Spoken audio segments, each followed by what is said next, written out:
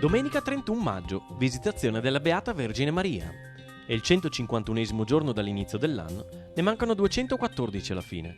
Il sole sorge alle 5:27, tramonta alle 20:54. La luna si leva alle 18:34, tramonta alle 4:14. Niccolò Foscarini, provveditore generale di Terraferm, si incontra con Napoleone Bonaparte a Peschiera. Alla fine dell'incontro viene consentito ai francesi l'accesso a Verona.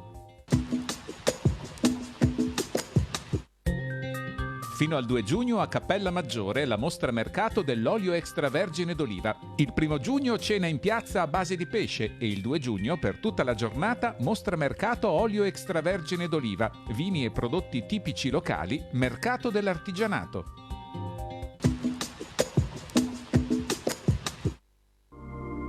Le previsioni per domani.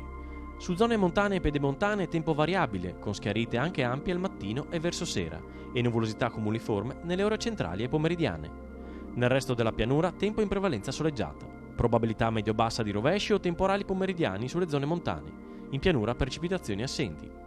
Temperature minime in lieve diminuzione in pianura e nelle valli, senza variazioni di rilievo in quota, massime in aumento.